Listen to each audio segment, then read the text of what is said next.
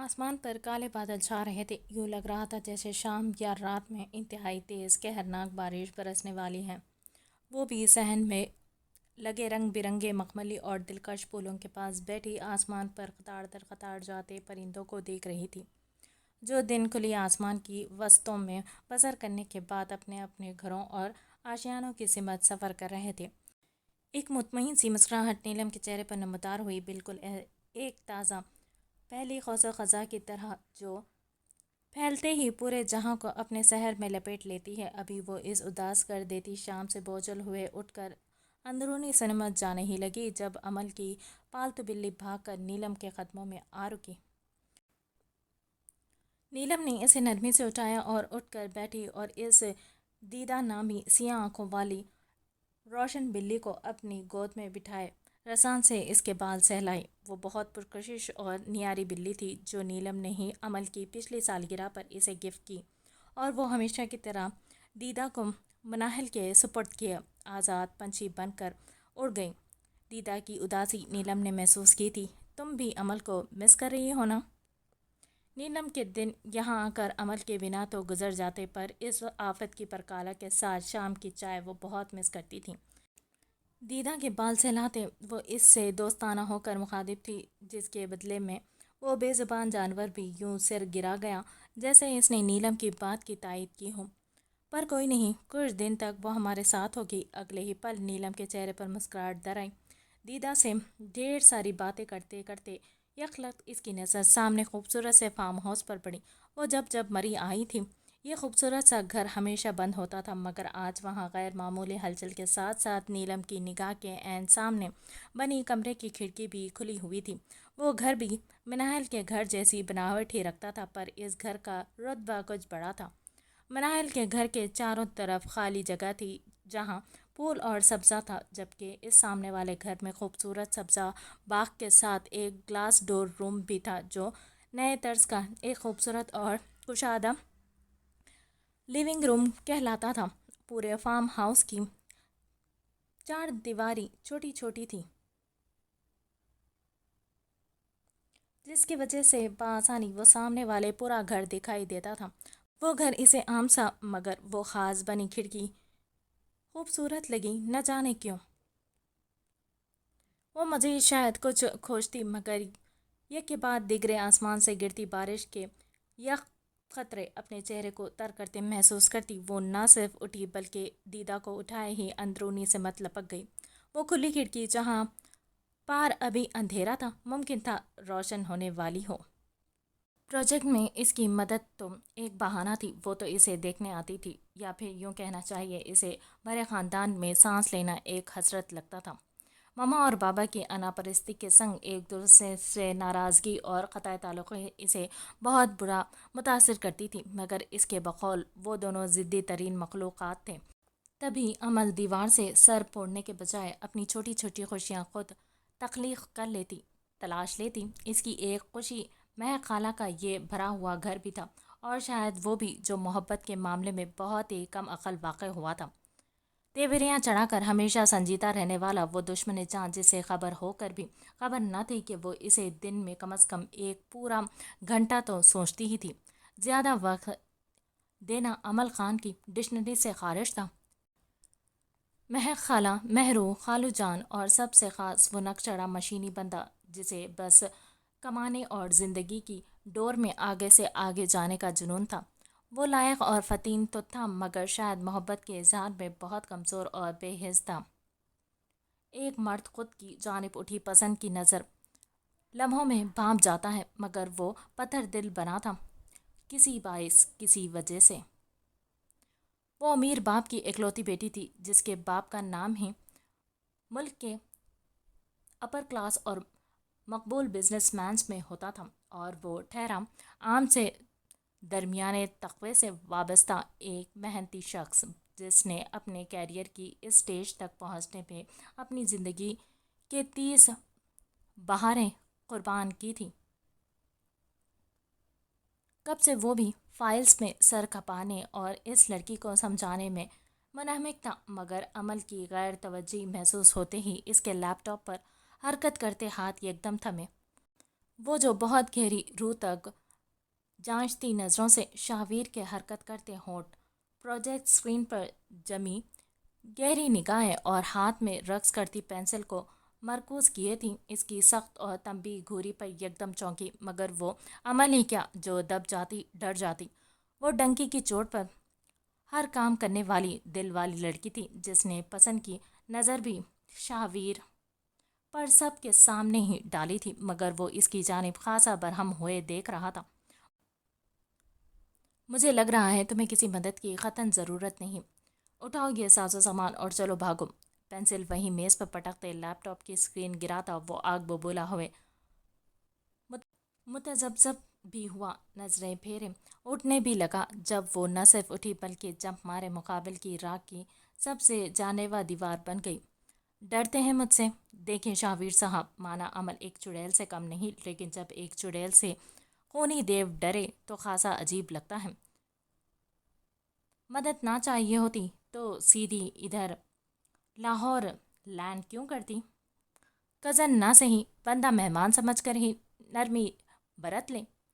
پر نہ جی، آپ نے تو قسم اٹھا رکھی ہے، عمل کے سامنے منہ میں انگارے ہی چبانے ہیں۔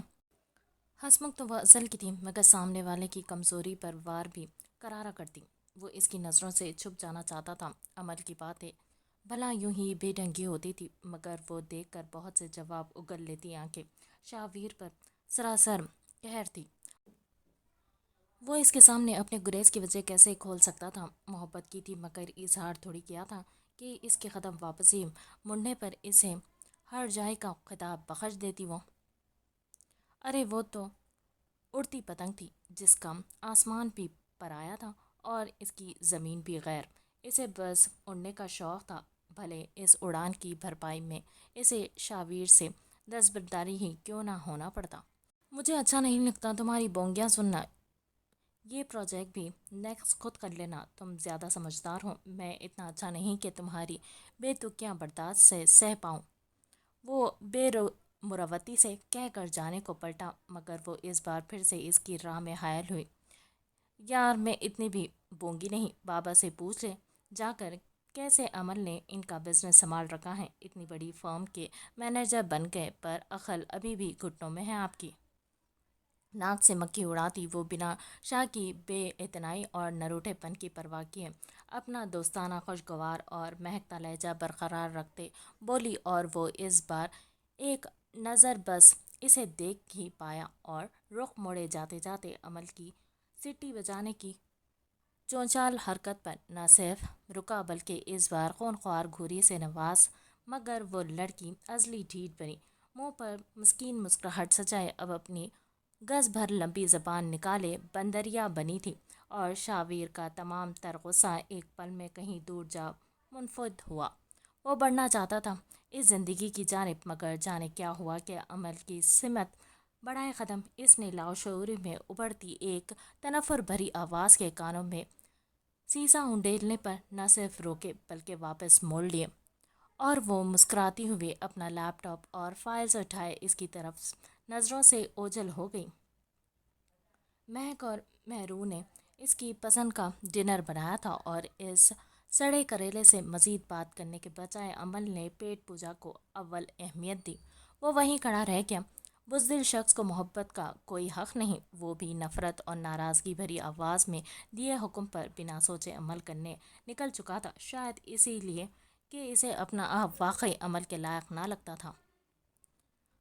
مرئی فارم ہاؤس پہنچ کر ان کا استقبال جمال الدین نے بہت شفقت سے خود کیا تھا، گویا اس سالوں سے خاموش اور خالی پڑے گھر میں بہت سی رونقیں آنا خود ان کی خوشی کا باعث تھا۔ وہ درمیانی عمر کے توانا اور شفیق انسان تھے، عارض صاحب کے بابا کے وقت سے ان کے گھر کے محافظ۔ وہ لوگ چونکہ رات تک پہنچے تھے اور مری کا موسم ہلکی پھلکی بوندا باندی سے مزید سرد ہو چکا تھا۔ لاہور سے مری کا فاصلہ لگ بھگ 276 کلومیٹر کا تھا، اور ان سب نے بیچ میں ایک دو جگہ رک کر تصویریں کلک بھی کی اور ایک جگہ کافی پی تھی، تب بھی وہ رات تک اپنی منزل تک پہنچ چکے تھے۔ چاروں جب تک تازہ دم ہوئے سفر کی تھکاوٹ بھگاتے باہر آئے۔ جمال الدین نہ صرف گرما گرم بھاپ اڑاتا مزیدار کھانا لگا چکے تھے بلکہ ان سب کے لیے سلاد بھی بنا رہے تھے، جس میں مبین نے آ کر ان کی مدد کروانی شروع کر دی، جبکہ میز پر لگے بھوک بڑھاتے لوازمات جن میں مٹن قورمہ بٹر نان کے سنگ جہاں ایک لپک کر نوش کرنے کے جذبات ابھار رہا تھا، وہیں دھنیا کے کٹے پتوں کی سجاوٹ نے مزید نکھر کر دکھائی دیتے بیف کباب تو مزید دل لبھا رہے تھے۔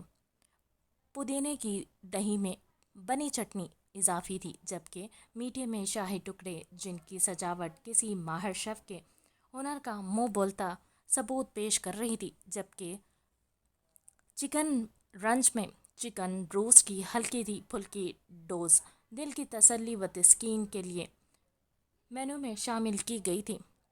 ماہنور اور عبداللہ تینوں ہی خوشبو بکھیرتے میز پر حق جمائے لپکے اور اپنی اپنی کرسیاں سنبھال لی، جبکہ مبین صاحب میانہ روی مسکراہٹ کے سنگ جمال الدین کے ساتھ کھڑا سلاد بنا ساتھ ہی میز پر گپے ہانکتے ان دونوں کی جانب بھی متوجہ تھا۔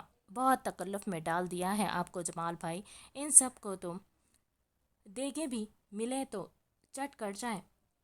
بہرحال میں آپ کی ہمت کو سراہنا چاہتا ہوں، یقیناً اتنے حسین اور پرلطف دسترخوان کو سجانے میں بہت وقت لگا ہوگا، جزاک اللہ۔ ٹماٹر، کھیرے اور لیمن کے سلائس بہت نفاست سے کاٹ کر پلیٹ میں سجاتا وہ ساتھ چولہے پر کشمیری چائے چڑھاتے جمال سے مخاطب ہوا۔ یہ چائے پینا مبین کی فرمائش تھی۔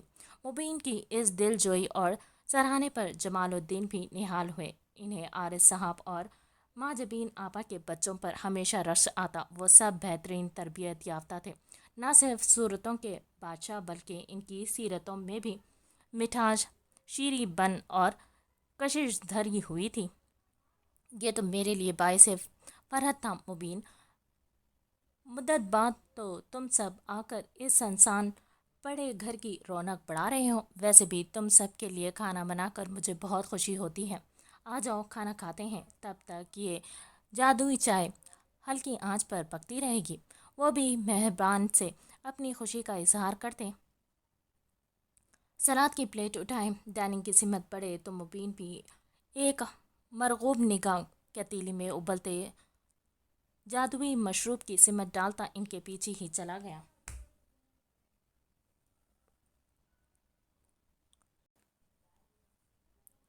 کھانا نہ صرف دکھائی دینے میں بلکہ کھانے میں بھی کئی اوصاف کا مالک نکلا تھا۔ وہ سب بھی خوش خوراک ہونے کے ساتھ ساتھ خوش ذائقہ تھے، تبھی اس طرز کے بہترین ڈنر نے ان سب کی طبیعت حشاش بشاش کر دی۔ کھانے کے دوران وہ سب یہاں گھومنے پھرنے کے ارادوں کے متعلق ہلکی پھلکی گفتگو کرتے رہے۔ ماہنور اور عبداللہ تینوں نے رہ رہ کر کھانے کی تعریف کی اور کھانے کے بعد وہ خاص کشمیری چائے کے ساتھ بیکڈ لیمن کیک لے آئے جو انہوں نے دن ہی عمل کچن سے منگوایا تھا۔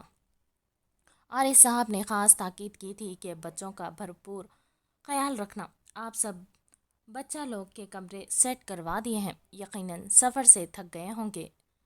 سیر سپاٹوں کی باقی رودات اور منصوبے بندی کل پر رکھیے اور آرام کیجیے۔ کسی چیز کی بھی ضرورت ہو تو بلا جھجک مجھے کہہ دیجیے گا، ضرور آپ سب کا سامان آپ کے کمرے میں پہنچا دے گا۔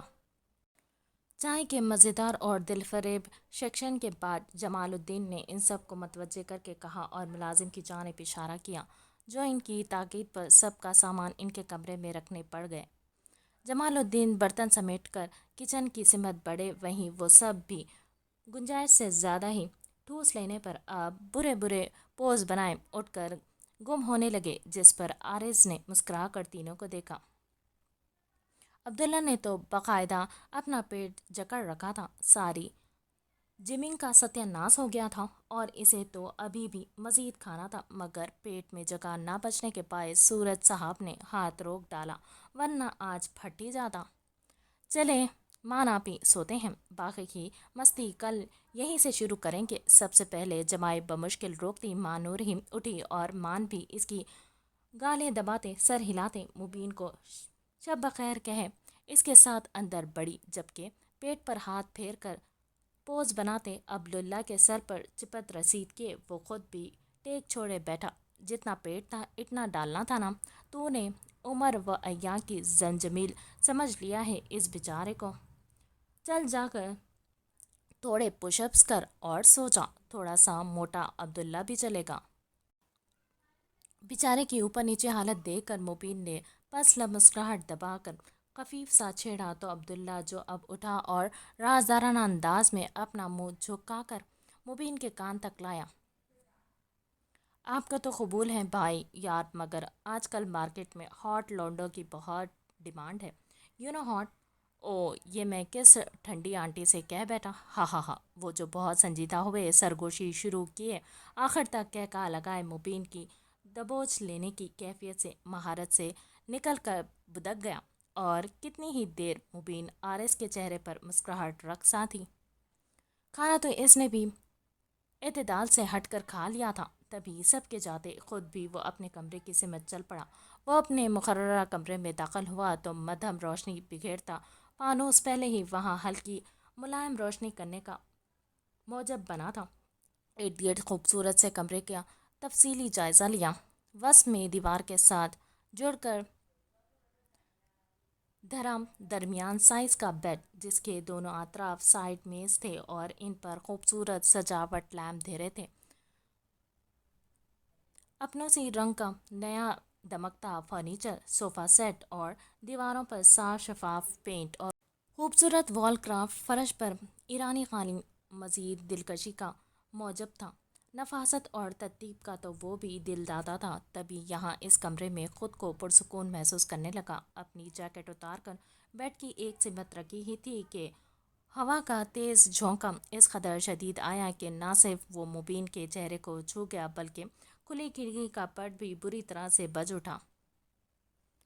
وہ چونک کر چلتا ہوا اس کھلی کھڑکی کی سمت بڑھا۔ باہر سرد ہوا چل رہی تھی، بار بار ہوا کے قہرناک تھپڑے کھڑکی کے پٹ سے ٹکرا رہے تھے اور وہ شور پیدا کر رہی تھی۔ رات بھر اس شور سے بے چین ہونے کا سوچ کر مبین نے اس کھلی کھڑکی کو بند کر دیا۔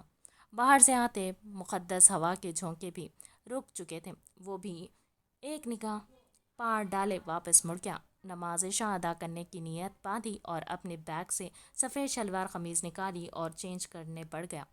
جب واپس آیا تو نکرے سفید رنگ میں اس کا وجیہہ سراپا مانو مقدس ہو گیا۔ وہ باوضو ہوئے آیا تھا، تبھی نیت باندھی اور جائے نماز بچھائے نماز ادا کرنے میں مشغول ہو گیا۔ باولا ہے وہ، ہمارا بھی قصور ہے، ہماری اور اس گھر کی ذمہ داریوں نے اسے مشن بنا دیا۔ بڑا بیٹا تو بیاتی ہی اس کی بیوی اچکا لے گئی۔ رہی بات مشن کی، تو مشینوں کے جذبات کہاں ہوتے ہیں پتھر، لیکن میری خود بڑی چاہ ہے کہ یہ میرے آنگن میں کھلتی۔ پر وہ سنگ دل بنا ہے، کہتا ہے جس مرضی کو اس کے لیے بیاہ لاؤ، پر عمل سے کبھی شادی نہ کرے گا۔ کب باتیں کرتی کرتی وہ افلاطون مہک ہی کی گود میں سر دھرے سو گئی کہ خود مہرو کے پاس آ کر بیٹھنے پر مہک کا دل اس پیاری عمل کا چہرہ تکتے اداس ہوا تو وہ سادگی سے اپنے دل کی اداسی بیان کر بیٹھی۔ مہرو نہ صرف شادی شدہ تھی بلکہ شوہر کے سعودیہ مقیم ہونے کے باعث اور اس کے کاغذات بننے کی دیری تک وہ یہیں رہنے والی تھی۔ اس کا شوہر اس کو جلد اپنے پاس بلوانے والا تھا۔ فیاض ملک اور مہک کو اللہ کے 4 بچوں سے نوازا تھا۔ بڑا بیٹا الویر، جو کئی سال سے اپنی بیوی بچوں کے ساتھ علیحدہ رہائش پذیر تھا، جبکہ اس کے بعد مہرو تھی جو MA انگلش کر چکی تھی۔ فیاض صاحب ہی کے ایک مرحوم دوست کے اکلوتے بیٹے سے مہرو بیاہ دی تھی۔ وہ سگڑ اور سلیقہ مند ہونے کے ساتھ ساتھ پیاری تھی۔ اس کے بعد تیکھے مزاج والا شاہویر تھا، جبکہ چھوٹی اور لاڈلی نیلم تھی جو اس گھر کے ہر مکین کی دھڑکن تھی۔ مہک کی بہت خواہش تھی کہ وہ عمل کو بیاہ لائیں اور انہیں بھی بہو کا سکھ نصیب ہوتا۔ ایک تو عمل اپنی ہی بچی، اوپر سے وہ بچپن سے ہی منحل سے زیادہ مہک کے قریب رہی تھی، مگر یہ ساری امیدیں شاہویر کی سخت اور بے جا تکرار نے توڑ دی تھی۔ ना फिक्र करें अम्मा। शाहवीर थोड़ा बेलगाम कस्म का बंदा है, कब इसकी अकल घुटनों में चली जाए कुछ खबर नहीं। रही बात बहू के सुख की, तो लगता है मेरी अम्मा आपके नसीब में दबंग बहुएं ही दर्ज हैं।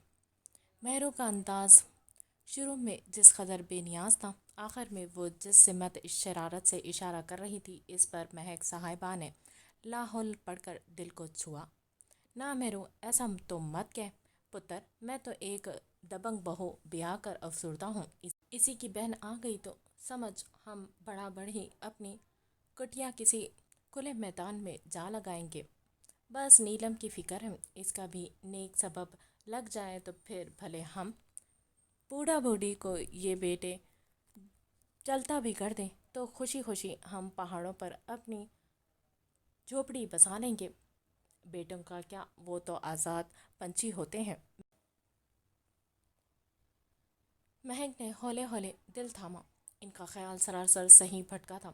बड़ी बहू नूरीन की इकलौती और खूबसूरत बहन, जिसके लिए वो शाहवीर का रिश्ता चाहती थी, और कई बार इसने अलवीर को इस बात के लिए कहकर भेजा भी था, मगर अलवीर खुद ही शाहवीर का आग शोले सा मिजाज जानकर ये बात अम्मा और बाबा से करने को टाल देता था। मगर वो खुशी नामी नूरीन की बहन थी, बहुत हसीन। वो हुस्न के साथ साथ लायक भी थी और सबसे बढ़कर शाहवीर पर फरिफ्ता थी। तभी तो महक इसका सोच सोच कर खौफजदा हुई। इन्हें अभी भी लगता था कि शाहवीर किसी दबाव के तहत ये संगीन इनकार कर रहा है, मगर वो उतरा शख्स हर मुमकिन कोशिश किए अपने इनकार को फितरी करार देने की ख्वाहिश में लगा था। जैसे इस रब ने आपकी मेहरू का सबब लगाया अम्मा, वैसे नीलम के लिए भी इस सोहने अल्लाह ने बेहतरीन इंतखाब कर रखा होगा। वैसे भी आपकी वो अनोखी लाडली किसी आम को तो चुनेगी नहीं। दुआ करें कि अल्लाह इसे इसके बेहतरीन नसीब से मिलवा दे। मेहरू भी तसल्ली सौंपती, खुद भी साथ वाले पलंग पर लिहाफ खोलती, खुद भी अंदर खिसकी और अमल के सरहाने बैठकर फिक्रों में डूबी अम्मा को भी ढिराज बख्शती। मगर वो नीलम के लिए हकीकी फ़िक्रमंद थी। इन्हें पता था नीलम का म्यार आम नहीं है, और इस आम से दुनिया में भला कोई इतना खास कैसे मिल सकता था।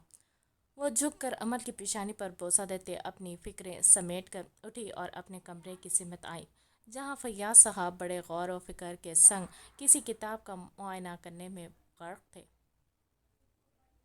जोजा की आमद को अपनी ज़िरक निगाह में समोए फिक्रों में सड़ता पाँव डूबी शरीफ सफ़र की सारी परेशानियां समझ जाते थे। वो सरकारी मुलाजिम थे, अब तक कोई ना कोई काम करके खुद को मसरूफ़ रखते ताकि आर्जा क़ल्ब ना सताए। बीमारियां तो हसास लोगों को दबोच ही लेती हैं, और माँ बाप से ज़्यादा हसास भला और कौन होता है। यकीनन हमारे लाडले बच्चे की फ़िक्र में घुल रही हैं महक साहिबा। अभी उम्र ही क्या है मेरे सोने की, जो तुम इसकी फ़िक्र में निढाल होती हो। महक, अल्लाह बेटियां देता है तो इनके घर भी बसाता है। बिना बताए भी वो महक की अंदरून कैफियत पहचान गए, और वो थकी हार सी इनके पास ही बिस्तर पर बैठती उदासी सी मुस्कुराहट के संग इन्हें तकने लगी थी। वो इन्हें हर कदम पर हिम्मत सौंपना कभी ना भूलते थे।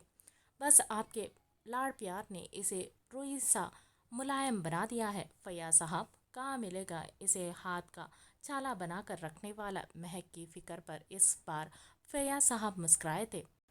ढूंढ लेंगे महक, जब रब कुन कहेगा तो ऐसा हाथ का छाला बनाने वाला भी मिलेगा। रब ने जब खास बेटी इस आंगन में उतारी है तो इसका खास मुकद्दर भी इसी घर की किसी खुफिया जगह उतार कर हिफाजत से संभाल दिया होगा।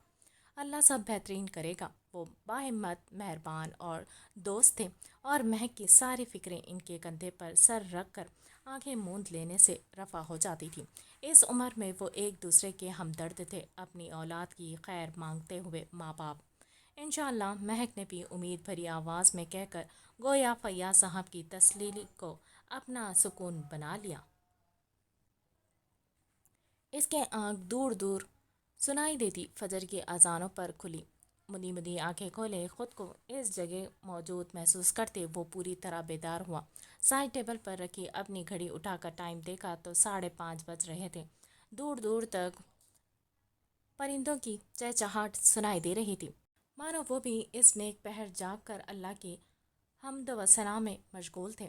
مبین نے آرام کو خیر آباد کہتے بستر چھوڑا اور حسب معمول اٹھا۔ بستر پر پڑی شکنیں خود ہی درست کی اور تازہ دم ہونے کے ساتھ ساتھ باوضو ہوئے واپس باہر آیا، مگر اس سے پہلے وہ جائے نماز اٹھا کر نماز ادا کرتا، اس کی نگاہ بھٹک کر اس بند کھڑکی کے اس جانب کھلے باغیچے کی جانب اٹھی۔ گویا مبین آرز کی ساری حسیں ان نورانی منظر نے سلب کر لی تھی۔ سحر کی ہلکی ہلکی روشنی کے باوجود وہ سفید شے اسے واضح دکھائی دے رہے تھے۔ اس سحرناک سی کیفیت میں مبتلا وہ چلتا ہوا اس بند کھڑکی کی جانب لپکا۔ سامنے کھلے اور وسیع سرسبزہ باغیچے میں پھولوں کی راہداری کے قریب ہی وہ اسے دکھائی دی۔ کوئی پری تھی وہ یا شہزادی جو اپنے سفید آنچل میں اپنے مرمرے وجود کو سمیٹے پھولوں کے اوت سے لدے سراپوں کو دیکھتی ہوئی ان کیاریوں سے فالتو اور آوارہ مزاج سے پتوں کو نکال کر ایک طرف جمع کر رہی تھی۔ نیلم حسب معمول فجر کی نماز ادا کرنے اور قرآن پاک کی تلاوت کو مکمل کیے پھولوں کی مزاج پرسی کو ٹھٹھرتے موسم میں بھی باہر نکل آئی تھی۔ اگلی سانت تو گویا اس سن و ساکت ہو جاتے مبین آرز کی دنیا تہ و بالا کر چکی تھی۔ نیلم کے سر پر لیا سفید آنچل ہوا کے پیری جھونکے سے ڈھلک گیا، وہ اس کے شانوں پر پھیلا، وہیں اس پری پہ کر کے کمر تک لہراتے بال اس کے چہرہ مہتاب کا حجاب بن کر بکھر گئے۔ یہ سارا ستم اس شخص کی پتھر ہو جاتی نگاہوں کے روبرو وہیں سرزد ہوا، مگر اس لڑکی کے چہرے کا حجاب اس کی حسین زلفوں نے برقرار رکھا۔ وہ بھی باہر پھیلی ملگجی روشنی کے سبب اس ماں پیکر کا چہرہ نہ دیکھ پایا۔ غیر ارادی طور پر مبین نے شدت سے اس بند کھڑکی کو کھولنے کی نیت سے ہاتھ بڑھایا تھا کہ کسی طرح وہ اس پیکر کی صورت کا دیدار کر سکے، مگر ہائے رے قسمت! وہ کھڑکی زنگ آلود ہونے کے باعث اپنی جگہ جم چکی تھی۔ ابھی دیدار کا صحیح وقت کہاں آیا تھا؟ وہ پاگلوں کی طرح کھڑکی پیٹ کو کھولنے کی سعی کرتا رہا، مگر وہ نہ کھل سکی، اور مبین آرز کی اداس آنکھوں کی اداسی تب بڑھی جب وہ سامنے کچھ دیر قبل دکھائی دیتا سفید سراپا غائب ہو گیا۔ اسے لگا جیسے صبح کی پھیلتی ستم گریوں نے اسے مبین آرز کی نگاہوں میں آنے سے پہلے ہی اپنے اندر جذب کر لیا ہو۔ بے قراری اور بے چینی کا غلبہ اس قدر شدید بڑھا کہ وہ کئی ثانیے اس پار اسے ڈھونڈتا ہی رہا۔ نہ جانے کتنا وقت لگ گیا کہ سحر نے صبح سے وصال کرنا شروع کر دیا تو وہ واپس اپنی دنیا میں واپس آیا۔ نماز فجر پہلی بار قضا ادا کی جس کا اسے حقیقی دکھ ہوا، مگر نماز کے بعد بھی وہ کتنی ہی لمحے ایک بار پھر اس سراپے کے نظر آنے کی امید لیے کھڑکی کے شیشے سے جھانکتا رہا، مگر شیشے کے پار دکھائی دیتے منظر ابھی دھندلے تھے، بالکل مبین آرز کے مقدر کی مانند ایک اضطراب سا تھا جو اس کے پورے وجود میں چٹکیاں بھر رہا تھا۔ یہ پہلی بار تھا کہ تحمل مزاج اور ہر قسم کی شدت سے بے نیاز سا شخص رواں رواں بے تاب دکھائی دے رہا تھا۔ وہ الجھ چکا تھا، ایک بے چینی اس کے پورے وجود میں لہرانے لگی تھی۔ تم سمجھدار ہو، میری بات سمجھ گئے ہوں گے۔ تمہاری معمولی سی محبت اسے کچھ نہیں دے گی شاویر، وہ بہت لاڈوں اور آسائشوں میں پلی ہے۔ میں جلال پاشا، اتنا بڑا بزنس آئیکن، یہ سب کچھ صرف عمل کے لیے ہی کر رہا ہوں، نہیں چاہتا کہ وہ تمہاری محبت کے جال میں پھنس کر اپنے گلے میں غربت کا طوق ڈال لے۔ بابا تمہارے اب کچھ خاص کر نہیں سکتے اور بھائی بھی بیوی لے الگ ہو گیا۔ تم پر پورے گھر کی ذمہ داری ہے، اور ایسا انسان جو ایک معمولی مینیجر کی جاب کر کے پورے گھر کی کفالت بھی کرتا ہوں، عمل کو ہرگز خوش نہیں رکھ سکے گا۔ اگر تم واقعی اس سے محبت جیسے جذبات رکھتے ہو تو وہی کرو گے جو سمجھایا ہے۔ ابھی وہ تمہارے پیچھے اس قدر آگے نہیں بڑھی، سو اس کے قدم واپس موڑ دو۔ تمہارے لیے اچھی اور امیر لڑکی خود تلاش کروں گا جو تمہیں سیٹل کر دے گی، مگر عمل کے لیے میں فیصلہ بہت پہلے لے چکا ہوں، اور اس کی شادی صرف اسی لڑکے سے ہوگی۔ چند ماہ پہلے کے یہ جگر پاش نفرت اور حقارت میں لپٹے جملے آج بھی اسے اذیت دیتے تھے۔ اپنی بزدلی پر وہ بہت رنجیدہ تھا۔ یہ ایسا حکم نامہ تھا جو اسے اندر ہی اندر کھا رہا تھا۔ اس روز جلال پاشا نے تو بے حسی کے ریکارڈ توڑ دیے تھے، مگر جب چند دن بعد شاہویر کی تکلیف کچھ اثر زائل کر گئی تو اس نے بھی ٹھنڈے دل سے بیٹھ کر ان لفظوں کو تا دیر کھریدا تھا۔ ساری زندگی عام سے حالات میں عمر گزارتے گزر گئی تھی۔ فیاض ملک صاحب اپنے زمانے میں بہترین کماتے تھے اور کما کر اپنے بچوں کی تربیت کرتے تھے، اور سب سے زیادہ محنت اور اپنی خون پسینے کی کمائی تو اس باپ نے الویر پر خرچ کی، اسے انجینئر بنایا، اور جب سلے کا وقت آیا تو وہ آزاد پنچھی پنکھ نکالتے ہی آشیانے سے اڑ گیا۔ گھر کی ساری ذمہ داری قیاس صاحب پر، قرض کا بوجھ، گھر کے اخراجات، سبھی کا بوجھ شاہویر پر آ چکا تھا۔ ایسے میں اگر وہ ضد کا پلوتھا میں عمل کی رٹ لگانے لگتا تو شاید یہ نوکری بھی آج اس سے چھین لی جاتی۔ جلال پاشا ہرگز اپنی اکلوتی بیٹی کو منہل کے غریب خاندان میں بیاہنے نہیں دینا چاہتے تھے۔ خود منہل سے وہ کئی خود سریوں پر نالاں ہو کر قطع تعلق کیے بیٹھے تھے۔ شاہویر کے جذبے دیوانگی نہ تھے، وہ محبت کے علاوہ پرورش کا حق بھی نبھانا چاہتا تھا۔ بڑے بھائی کی طرح والدین کی آنکھوں میں آنسو دینے سے خوف کھاتا تھا۔ تبھی اس نے عمل سے دستبرداری کا عہد باندھ لیا۔ اس نے یہ فیصلہ کانٹوں پر سے گزر کر کیا تھا، مگر اس کی محبت کا علم صرف فیاض صاحب کو تھا، جنہیں الویر کی بے حسی اور جدائی کے بعد شاہویر کی اس قربانی نے ہی دل کا مریض بنا دیا تھا۔ وہ بے دلی سے تیار ہو رہا تھا۔ آفس جانے کا آج ہرگز دل نہیں تھا۔ جی چاہ رہا تھا چیخ چیخ کر، گلا پھاڑ کر چلائے کہ عمل یہاں سے چلی جاؤ، بار بار میرے سامنے نہ آتی ہو تو مجھے میری ہی قربانی ڈسنے لگتی ہے۔ اوئے ہوئے، لکنگ ہینڈسم۔ کب وہ سر پر آ کھڑی ہوئی، شرارت سے شاہویر کی تیاری پر سراہنے لگی، مگر وہ اس وقت حقیقت میں آتش فشاں بنا تھا۔ خاص کر عمل سے سامنا بہت ہی مشکل تھا۔ کیسے آئینے میں پلٹ کر اس لڑکی سے آنکھیں ملاتا جو محبت کے سفر میں ابھی آگے نہ بھی گئی ہو، مگر شاہویر کی آنکھیں ضرور پڑھ لیتی تھی۔ کیا ہوا، جن دیکھ لیا؟ یار، مجھے آپ کی چڑ اور غصے کے باوجود آپ کی خون خوار بیل جیسی آنکھیں دیکھنے میں مزہ آتا۔ ویسے بڑے بن ڈھن کر نکلنے لگے ہیں سرکار۔ آفس میں لڑکیاں تو ضرور مرتی ورتی ہوں گی۔ آپ نے کسی کو لفٹ تو نہیں کروائی نا شاہویر صاحب؟ بنا شاہویر کی اذیت دبانے کی کٹھن کوشش کو جانے وہ اپنی ہی مستی میں گم اس کا کندھا اپنے کندھے سے ہلائے متوجہ کرتی انویسٹیگیشن کر رہی تھی، مگر اس وقت عمل کے لفظ امرت نہیں بلکہ اس طوفان کو زہر معلوم ہو رہے تھے۔ ہو گیا تمہارا؟ عمل، آخری بار سمجھا رہا ہوں کہ مجھ سے بات کرنے کی کوشش مت کیا کرو۔ نہیں کرنا چاہتا بات تم سے، تم سمجھتی کیوں نہیں ہو آخر؟ ہاتھ جوڑتا ہوں، چلے جاؤں، ورنہ سچ کہہ رہا ہوں میں یہ گھر چھوڑ کر چلا جاؤں گا۔ تمام لحاظ بالائے طاق رکھتا وہ چڑ اور تکلیف کی ملی جلی کیفیت سے ایک ایک لفظ میں بیزاری بھرے بولتا گیا، اور اس کی اس تلخ کلامی کو عمل کے علاوہ باہر سے گزرتے فیاض صاحب نے بھی سنا، اور وہ ایک سی تکلیف تھی جو اس وقت عمل اور فیاض صاحب نے محسوس کی تھی۔ اور آج بہت دنوں بعد فیاض صاحب کو اپنے بیٹے کی تکلیف بنا کہے دل چھنی کرتی محسوس ہوئی۔ وہ تکلیف دباتے اپنے سینہ میں سلگتے درد پر پھتیلی جمائے وہاں سے چلے تو گئے تھے، مگر عمل نے نہ تو شاہویر کی باتوں پر برا منایا نہ ہرٹ ہوئی، بس جگر پاٹ سا مسکرا دی۔ مجھے اندازہ نہیں تھا آپ اتنے تنگ ہیں مجھ سے۔ آپ کو کہیں جانے کی ضرورت نہیں، میں اب سے سیدھی اپنے گھر ہی لینڈ کیا کروں گی۔ خالہ جان اور مہرو دیدو کو وہیں بلوا لیا کروں گی۔ پلیز آپ گھر مت چھوڑنا، مجھے بالکل اچھا نہیں لگے گا۔ آپ پارک کے وغیرہ میں جا کر سوئیں۔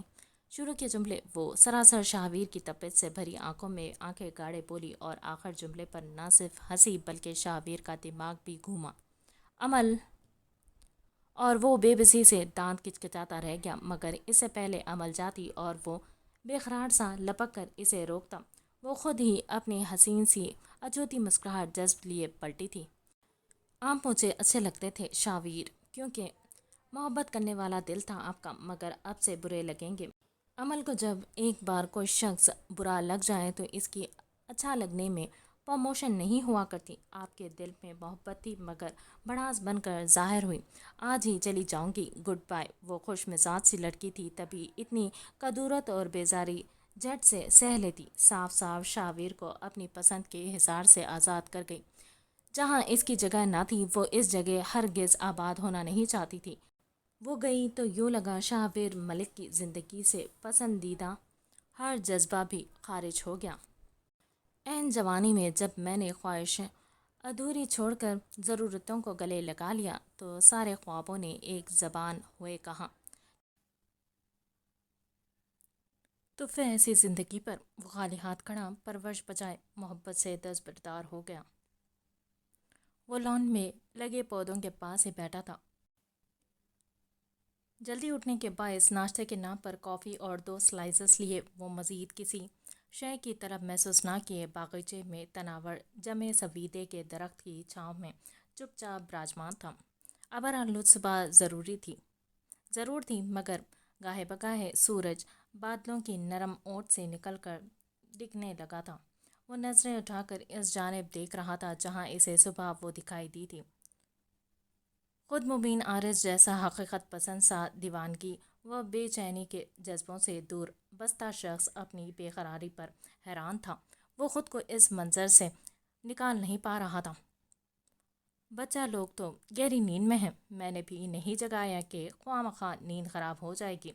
مان بیٹا اٹھ گئی ہیں، تمہارا پوچھ رہی تھی تو بتایا، وہ ناشتہ یہیں تمہارے ساتھ ہی کرنے آ رہی ہے۔ وہ جو گہرے خیالوں میں غرق تھا پاس آ کر میز پر ناشتے کی لوازمات لگاتے جمال الدین کی آواز پر چونکا، جو مبین کے مسلسل اس ساتھ والے گھر کو آبزرو کرنے کو بھانپ چکے تھے۔ ٹھیک، وہ غائب دماغے سے جواب دیتا الجھن آمیز لگا، مگر پھر جمال الدین کی جانب پر وہ اسے غیر ارادی پکار بیٹھا۔ جی؟ جمال الدین نے فوری دریافت کیا۔ جمال بھائی، وہ میرے کمرے کی کھڑکی جام ہو گئی ہے، اسے کھلوا دیں؟ مبین نے یہ کہتے ہوئے نگاہ ارد گرد گھمائی جیسے کسی کو کھوج میں ہو۔ کھڑکی تو وہ کل کمروں کی صفائی کے دوران بمشکل ہی کھول پائے تھے۔ او بچے، میرے تو ذہن سے ہی نکل گیا۔ دراصل کافی عرصے سے بند رہنے کے باعث وہ زنگ آلود ہو گئی تھی۔ اسے بمشکل کھولا تھا تاکہ پہلی فرصت میں اس کی مرمت ہو سکے۔ میں ابھی کسی کو بلوا کر اسے ٹھیک کرواتا ہوں۔ اپنے بھلکڑ پن پر خفیف سا مسکرا کر وہ سادگی سے کہے۔ مان کا ناشتہ میز پر لگاتے واپس اندر بڑھے۔ وہیں سادہ سی شلوار قمیض میں لپٹی بالوں کو جوڑے کی مانند باندھ کر وہیں آتی مان بھی صبح صبح اٹھ جانے والی مخلوق کو دور ہی سے دیکھ کر مسکرائی، مگر مان کے قریب آنے اور اس کے سامنے کی کرسی پر براجمان ہونے تک نہ تو مبین عارض کی آنکھیں اپنے نظارے سے ہٹی، نہ سماعت میں ارد گرد ہوتی ہلچل نے کوئی احساس توجہ جگایا، مگر مان کے چہرے پر مبین کی اس درجہ بیگانیت پر حیرت اور فکر جاگی۔ مبین، آپ کیا دیکھ رہے ہیں؟ آہستہ سے پکار کر اس کھوئے شخص کو متوجہ کیے وہ بولی تو مگر اس نے جیسے مان کی بات ہی نہ سنی۔ مبین، اس بار مان کے ذرا اونچا پکارنے پر وہ چونکا۔ سامنے بیٹھی مان کو دیکھ کر اپنی لاتعلقی پر تعجب کے ساتھ افسوس سا ہوا، یعنی وہ خیالات میں اتنا گہرا غرق تھا کہ اسے مان کے آنے اور سامنے بیٹھ کر پکارنے کی بھی آواز سنائی نہ دے سکی۔ ہاں مان، کیا کہہ رہی ہو؟ اپنی الجھن پر پردہ ڈالتا وہ جو بولا، اس نے مان کو اس بار حقیقی تشویش سونپی۔ Are you okay? کیا سوچ رہے تھے؟ مان نہ صرف اس پر سامنے سے اٹھی بلکہ پریشانی سے سنگ مبین کے ساتھ والی کرسی پر بیٹھے بھرپور توجہ سے پوچھنے لگی، اور وہ مان کے اتنا قریب آ کر بیٹھنے پر صاف صاف بے چین لگا خود سے اور اس سچویشن سے فرار۔ بس ایک ہی صورت تھا کہ وہ رسان سے ٹالتا اپنی کافی کا مگ اٹھا اور بہت زیادہ گلابوں کے اکٹھے لگے پودوں کے قریب جا کھڑا ہوا۔ نگاہیں بار بار اس چوکھٹ کی جانب بھٹک رہی تھی۔ کچھ خاص نہیں، پھول اتنے بھی برے نہیں ہوتے۔ ٹالنے میں تو وہ ماہر تھا۔ اس کی آنکھیں جہاں راست تھی وہیں چند ہی ثانیے میں اس شخص کی ترجیحات بدل جانا مان کے لیے ایک چونکا دینے والا جھٹکا ہی تھا۔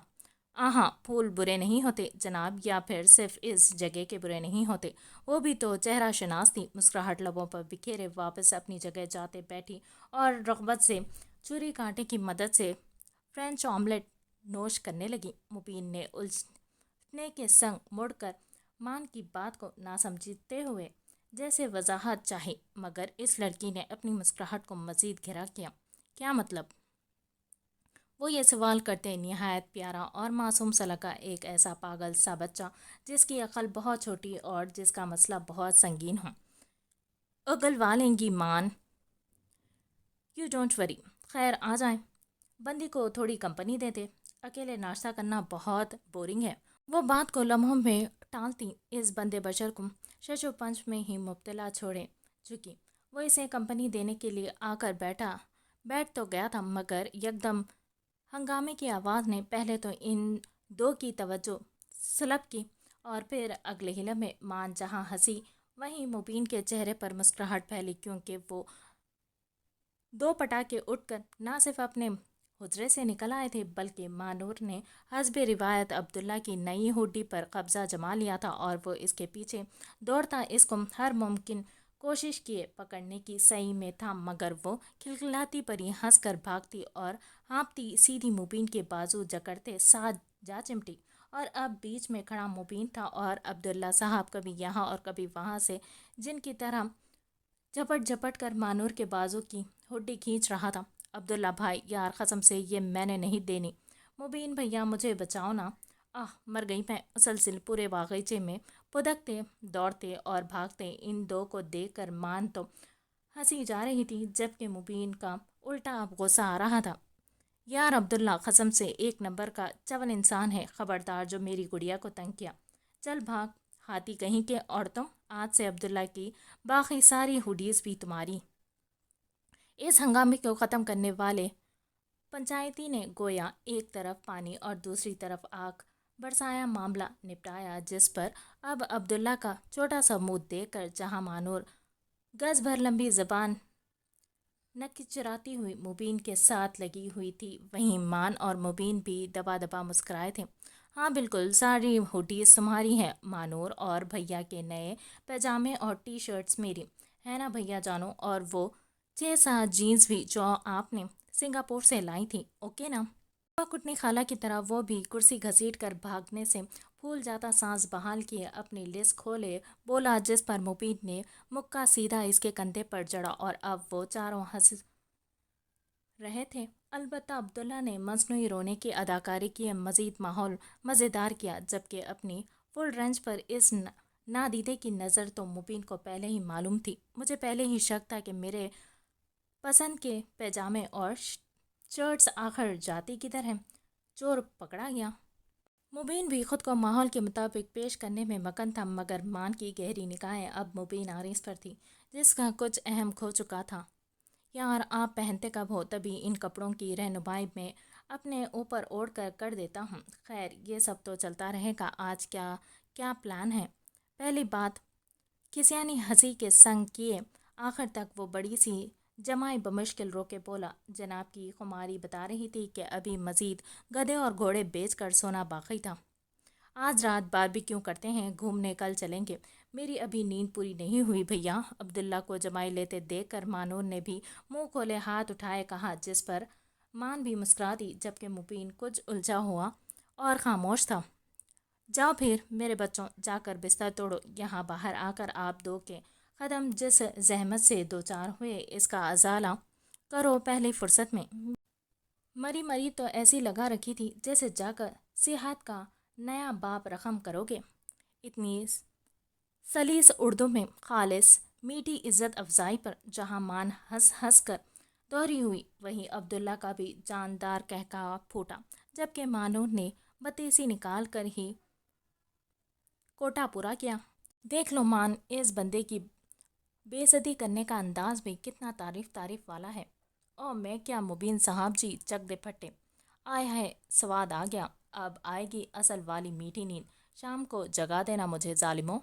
बिना कोई असर लिए वो उल्टा चौचालपन के संग कह लगाए मुबीन की घूरी पर बाकी का ہنسنا موہی میں دبا لیتا واپس پلٹ گیا، جبکہ آہستہ آہستہ مانور بھی کھسک گئی، منہ پر ازلی معصومانہ بڑیل سی بتی سی پھیلائے۔ مان تو ان دونوں کے جانے کے بعد بھی ہنستی رہی، جبکہ مبین نے اس کے بعد اپنا لیپ ٹاپ کھول کر اسے توجہ دینی زیادہ مناسب سمجھی، جبکہ مان سوچ چکی تھی کہ مبین کی اس الجھن آمیز کیفیت کا پتہ ہر ممکن کوشش کیے لگوانا ہی ہے۔